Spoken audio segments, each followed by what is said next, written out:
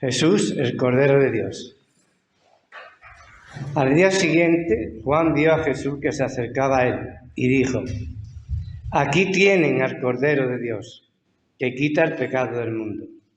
De este hablaba yo cuando dije: después de mí viene un hombre que es superior a mí, porque existía antes que yo. Yo ni siquiera lo conocía, pero para que él se revelara al pueblo de Israel, vine bautizando con agua. Juan declaró: vi al Espíritu descender del cielo como una paloma y permanecer sobre él.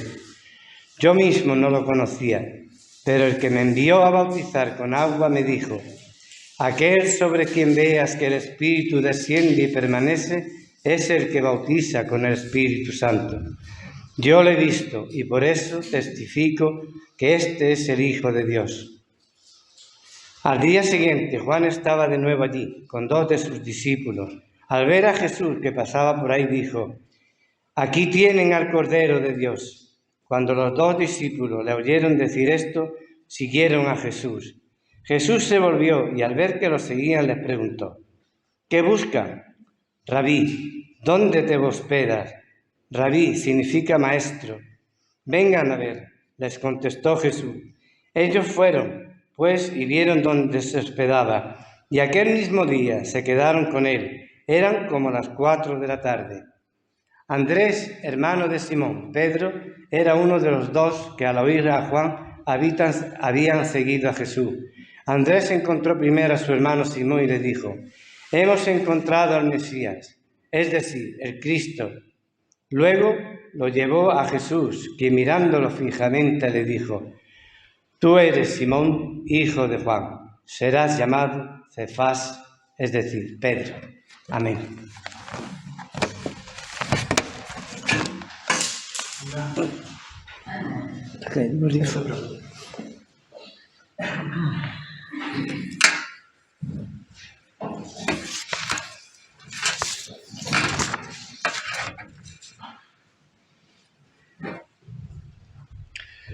El pasaje de hoy comienza con una mirada, la mirada de Juan el Bautista a Jesús.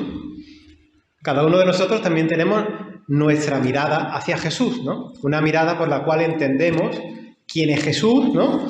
O quién es Jesús para ti y para mí, o qué pensamos de él, ¿no? ¿Qué entendemos, ¿no? ¿Quién es para nosotros?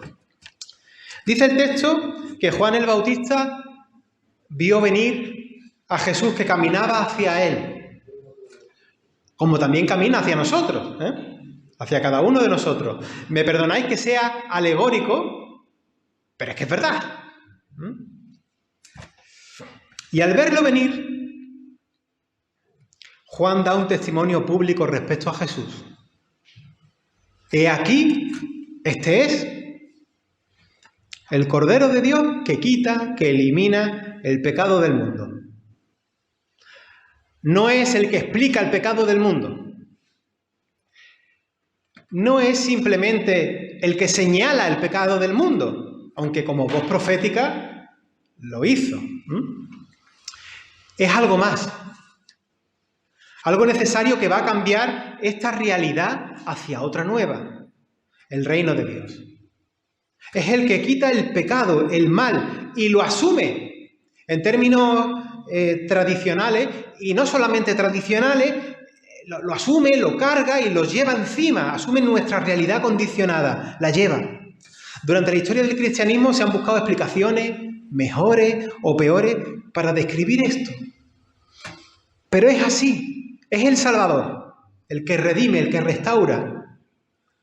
Y me gusta decir, ¿sabéis que me gusta decirlo?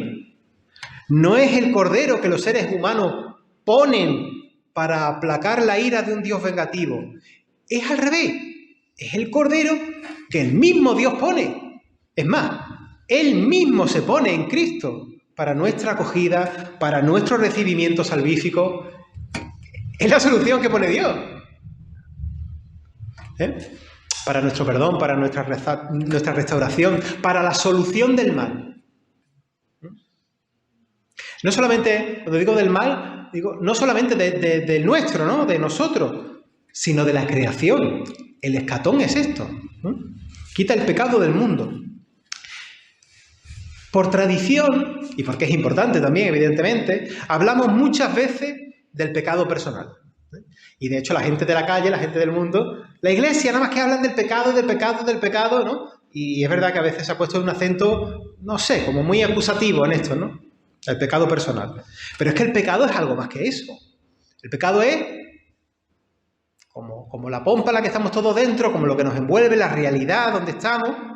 El pecado es el estado de las cosas.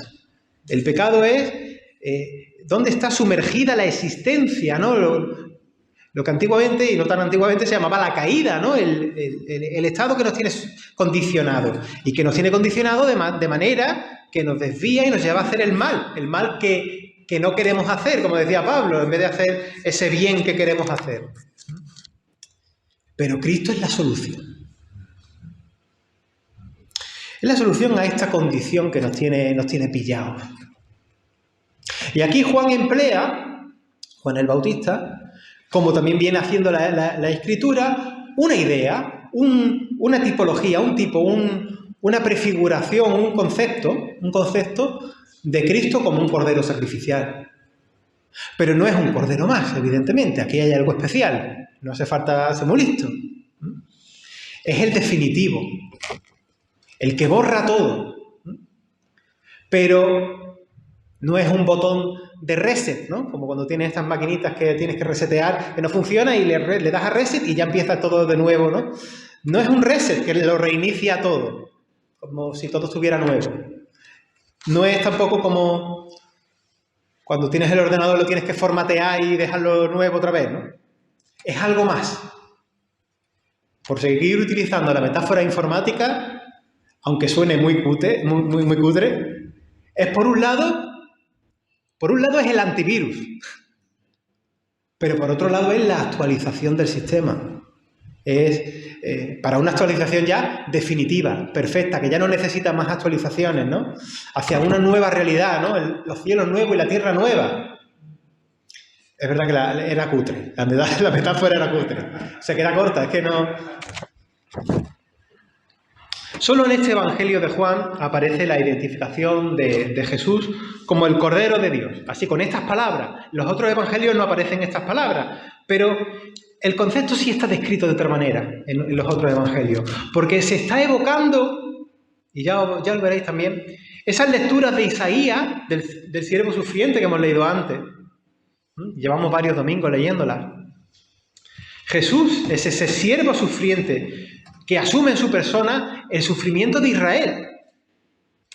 Y leíamos hoy, en este texto de Isaías, que apunta también a todas las naciones. No era una cosa exclusivista del pueblo de Israel. Apunta a todo el mundo. Él redime al pueblo con su obediencia perfecta, según esos textos de Isaías, desde el capítulo 41 al 53.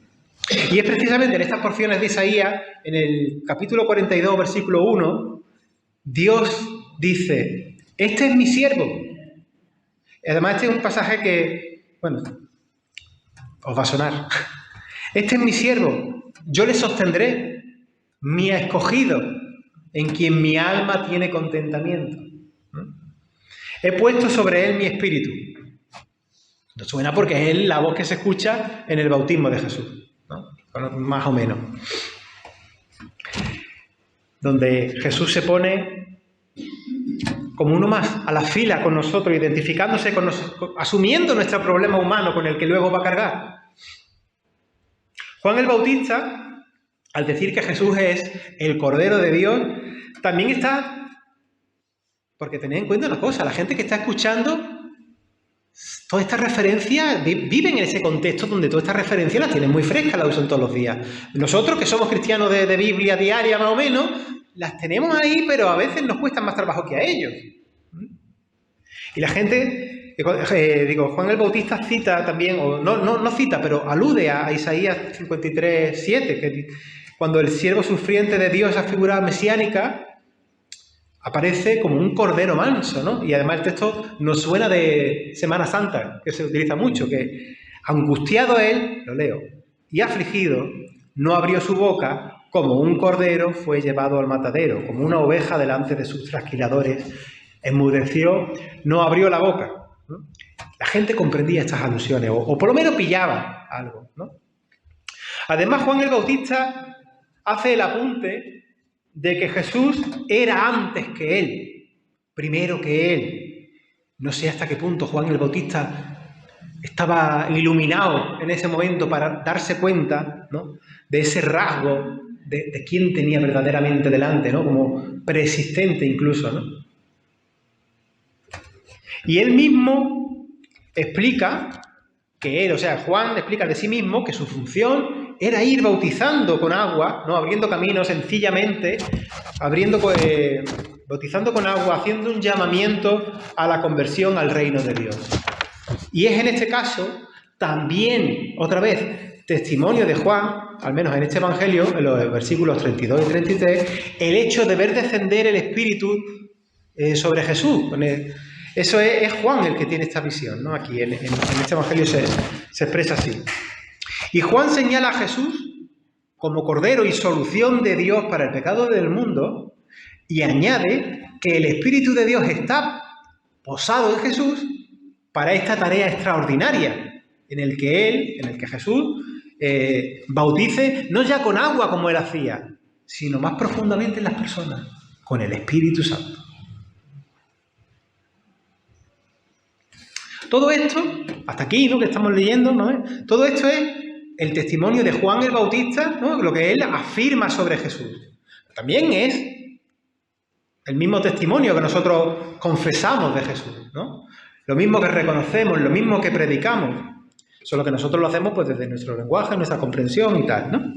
Juan dice en el versículo 34, yo le vi y he dado testimonio de que este es el Hijo de Dios. Y el testimonio de Juan, público, abierto, principalmente a sus discípulos, que eran los que iban con él y escuchaban, o la gente que acudían a escucharlo, da lugar a algo, ocasiona algo, tiene un fruto. En el versículo 35 dice que al día siguiente Juan estaba con 2 de sus discípulos y vuelve a estar Jesús por allí. Entonces Juan pues vuelve a repetir el testimonio que había dicho de Jesús. Este es el Cordero de Dios. Con lo cual, ahora son los 2 discípulos de Juan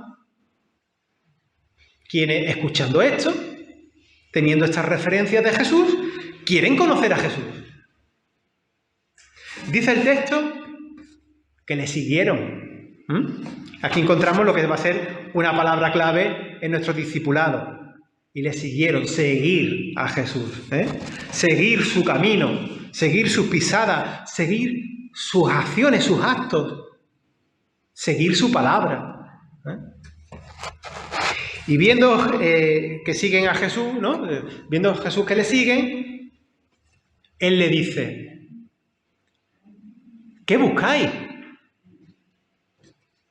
Y yo no sé si nos hemos parado a pensar lo suficiente en esta pregunta que Jesús hace aquí, o cuando leemos este relato, la leemos así rápido o como una cosa más y ya está, pero la pregunta es buena pregunta, ¿eh? ¿Qué buscas? ¿Y qué buscáis en Jesús? ¿Qué buscamos en Jesús? ¿Sentido de la vida? Víctor Frank escribió un libro, ¿no?, que es El ser humano en busca de sentido. Es que necesitamos sentido, referencia, ¿no? El Señor aquí no está en realidad pidiendo información con esa pregunta, ¿no? ¿Qué buscáis? A ver, ¿no? Creo que en realidad es una forma de poner nuestra alma al desnudo. ¿Qué te mueve? ¿Qué es lo que en tu ser te hace pedir salvación? ¿Qué te hace buscarla? ¿Qué esperas encontrar si sigues a Jesús, que no lo vas a encontrar en otra parte que no sea Él? ¿Tienes hambre de verdadera vida? ¿Lo buscas eso? ¿No? ¿Qué buscas? Necesitas un porqué de la vida, de un sentido de tu yo, de tu existencia, y lo andas buscando. Pues yo también te puedo preguntar, ¿qué haces los domingos a las 12 viniendo aquí a esta iglesia, ¿no? A este encuentro comunitario en el Señor? ¿Qué buscas, no? Si incluso como espectáculo dejamos mucho que desear, ¿no? ¿Qué buscas en las oraciones en tu intimidad? Un Salvador, ¿no?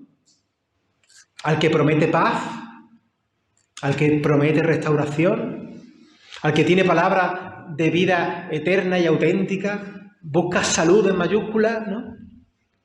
¿Qué buscas, no? ¿O qué te ha empujado a seguir los pasos de este hombre de Nazaret? ¿Qué hay ahí que te está llevando a decir, este es mi faro en medio de la oscuridad? Supongo que lo saben, pero los dos discípulos que comienzan a caminar detrás de Jesús van, pero todavía no pueden argumentar o explicar el porqué, ¿no? de algo así, pero algo buscan. Existencialmente van detrás de Jesús, ¿no? Y lo que Jesús pregunta no es un examen de doctrina, porque no tendría sentido un examen de doctrina. Todavía no saben. Es que les cuesta mucho aprender, ¿no? Hasta la resurrección de Jesús no entienden tampoco. Entonces, no es un examen de doctrina ese que buscáis, para que tú le digas, oh, pues seguro. Le pregunta algo más sencillo, pero que a lo mejor no es tan sencillo. ¿Qué buscáis? ¿Qué buscas?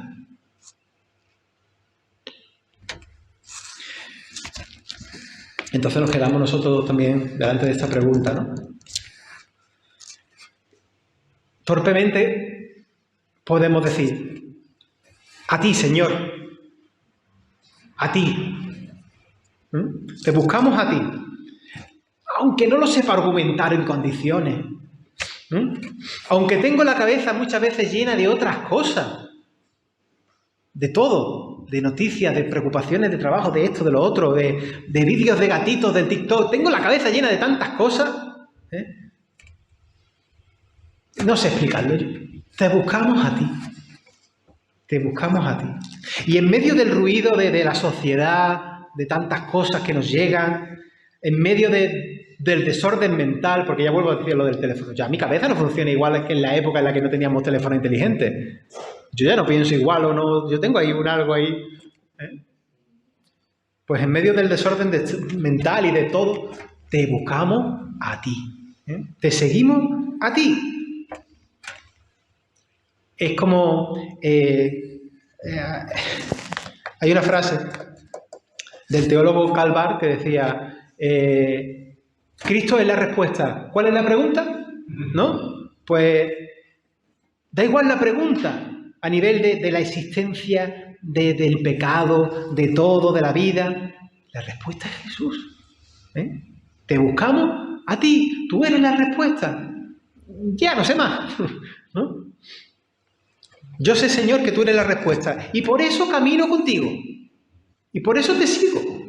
Porque tú eres la luz, ¿no? Como dice este mismo evangelio al principio, ¿no? La luz del mundo, ¿no? La luz que vino al mundo. Tú eres lo que mi alma pide. Y no sé explicarlo de otra forma. Y yo creo que yo, por muchos libros de teología que me haya leído, no sé explicarlo de otra manera. Tú eres la solución de Dios que quita el pecado del mundo. Y por tanto de mi vida. Y te sigo. Como en otro pasaje los discípulos responden, ¿a quién vamos a ir? ¿A quién vamos a ir? Que ya sabemos lo que hay.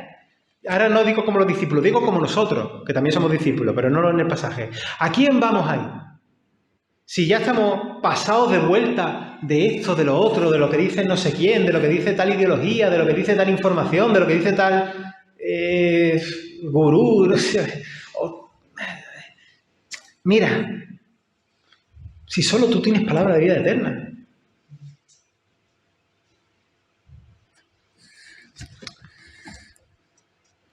Y volviendo a esa, recuperando un poco aquello que yo una vez puse, ¿no? De tú eres el cirujano de Dios que extirpa, ¿no?, el pecado.